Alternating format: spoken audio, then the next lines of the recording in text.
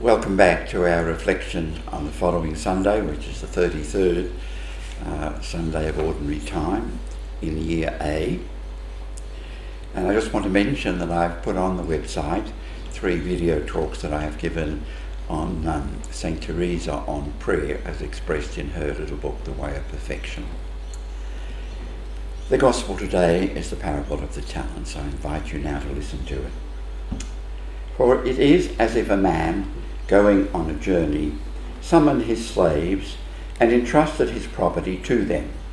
To one he gave 5 talents, to another 2, to another 1, to each according to his ability. Then he went away. The one who had received the 5 talents went off at once and traded with them and made 5 more. In the same way, the one who had 2 talents made 2 more talents. But the one who had received the 1 talent went off and dug a hole in the ground and hid his master's money.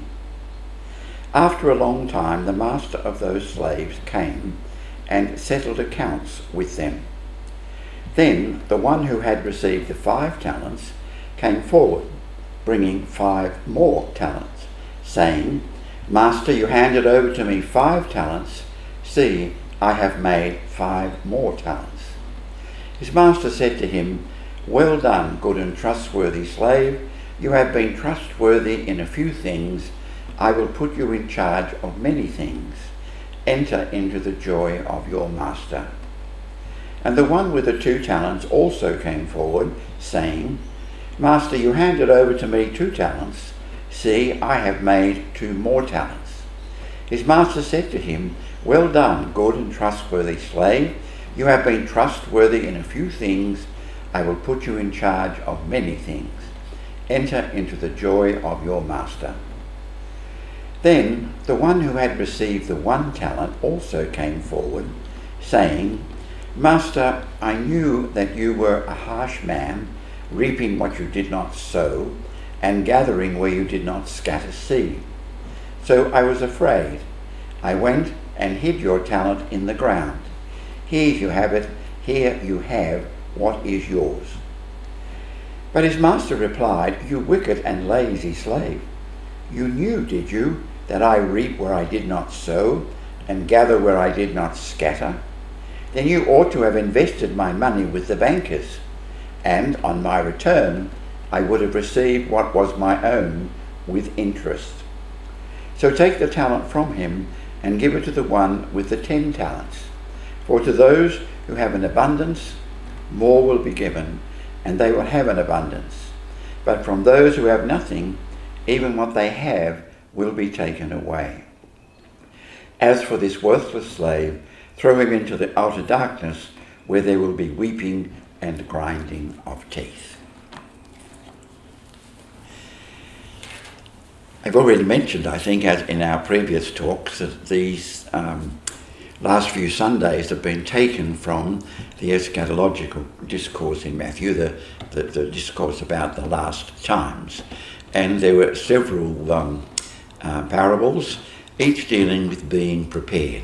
The good servant who was found well prepared and the master rewarded him, the virgins, some prepared and some not prepared, and then this one is about the talents. And basically it's about being prepared for the master to come and find you prepared.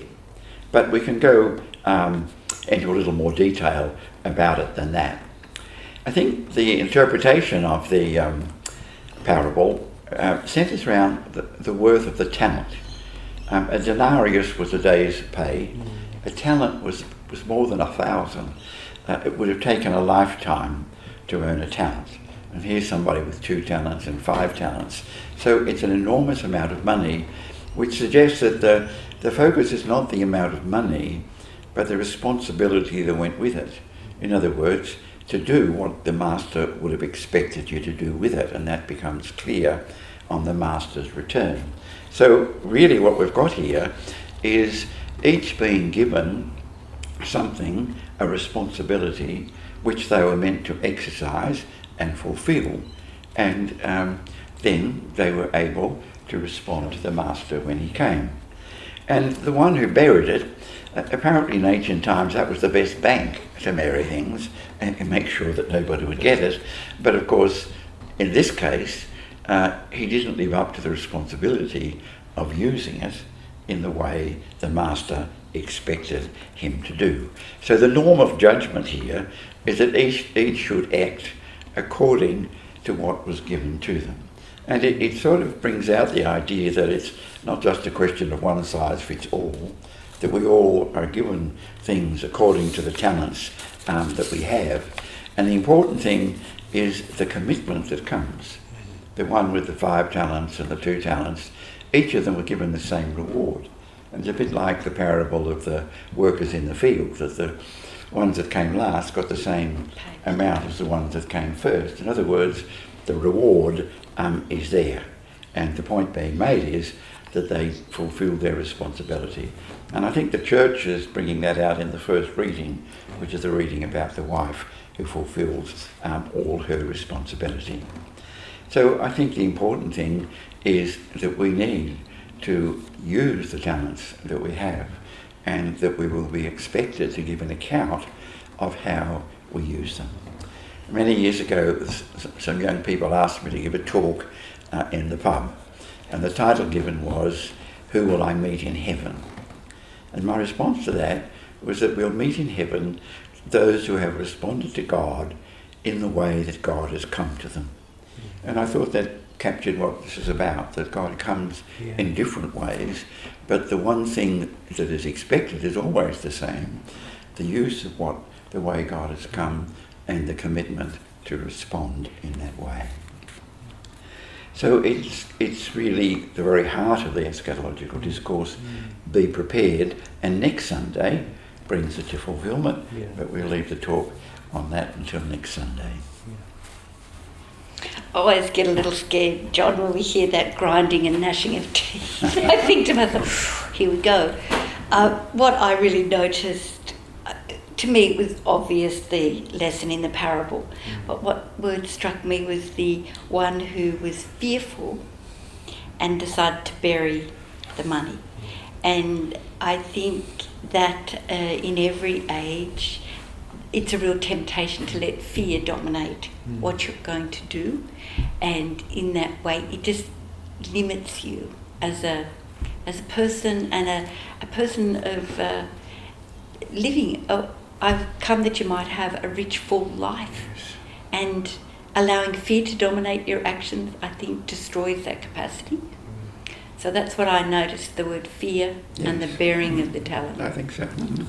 Yeah, I think it's sort of similar to that too, because sometimes I don't recognise the talent that I've got, and what I think I might have, I want to safeguard that, and then I get kind of overcome by what I see that others can do and I can't do. And I don't think it really matters, does it, whether you've got all these talents or so many or just the one, but when we know ourselves and can use what we can see as we know ourselves, that's all that God is asking for us, not doing the impossible. Yes. My own thought was on the responsibility. And I think if you've got a responsibility, that affects the way you do think. And so that was a personal thought that came through to me. We invite you now to just read through the text yourself and to draw from it a message that God may be saying to you. Remember that our Lectio is an encounter with the Lord, and therefore listen to the Lord.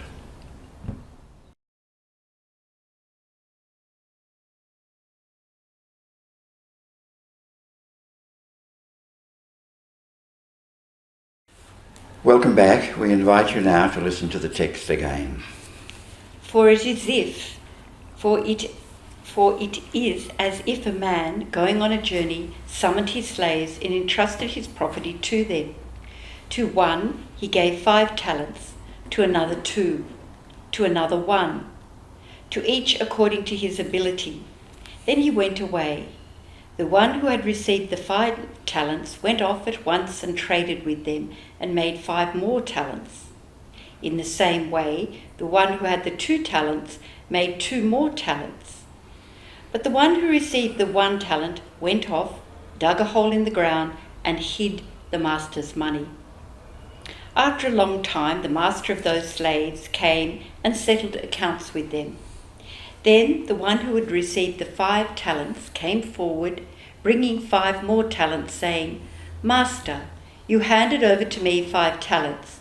See, I have made 5 more talents." His master said to him, "Well done, good and trustworthy slave. You have been trustworthy in a few things. I will put you in charge of many things. Enter into the joy of your master." And the one with the 2 talents came also forward, saying, "Master, you handed over to me 2 talents. See, I have made 2 more talents." His master said to him, "Well done, good and trustworthy slave. You have been trustworthy in a few things. I will put you in charge of many things. Enter into the joy of your master." Then the one who had received the 1 talent also came forward, saying, "Master, I knew you were a harsh man, reaping where you did not sow and gathering where you did not scatter seed. So I was afraid, and I went and hid your talent in the ground. Here you have what is yours." But his master replied, "You wicked and lazy slave. You knew, did you, that I reap where I do not sow and gather where I do not scatter? Then you ought to have invested my money with the bankers, and on my return I would have received what was my own with interest. So take the talent from him and give it to the one with the 10 talents. For to all those who have, more will be given, and they will have it in abundance. But from those who have nothing, even what they have will be taken away. As for this worthless slave, throw him into the outer darkness, where there will be weeping and gnashing of teeth." As I mentioned, that the responsibility was the thing that came to me. So I thought that the practical thing I could do was just look into my life and try to identify a particular gift that I feel that I have been given from the Lord, and just check up as to whether I'm responding, whether I'm exercising the responsibility that was given to me.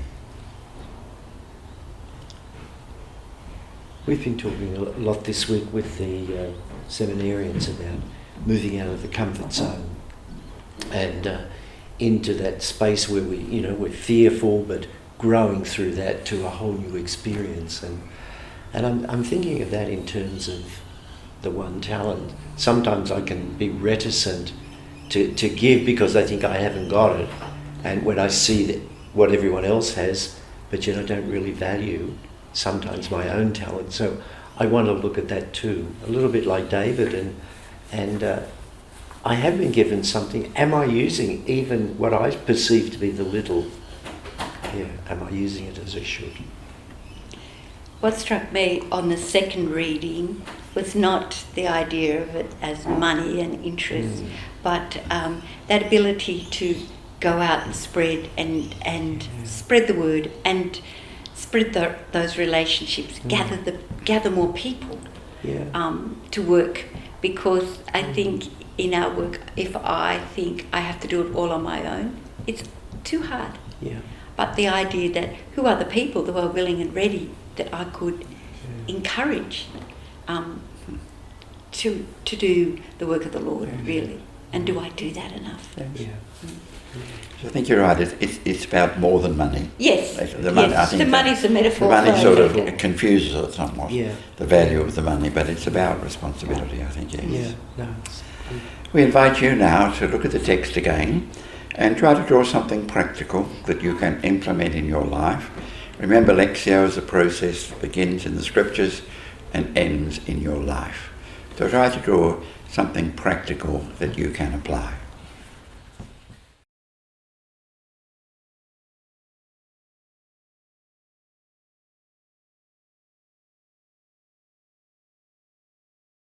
Let us now just spend a short time in prayer, and the prayer is focused on the resolution that we have made.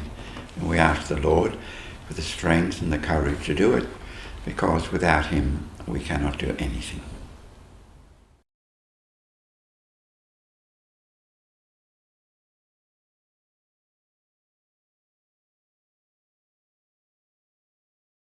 thank you for being with us. We appreciate you giving your time, and we certainly hope that our contribution is helping you to come to a deeper relationship with the Lord through the reading of the Scriptures.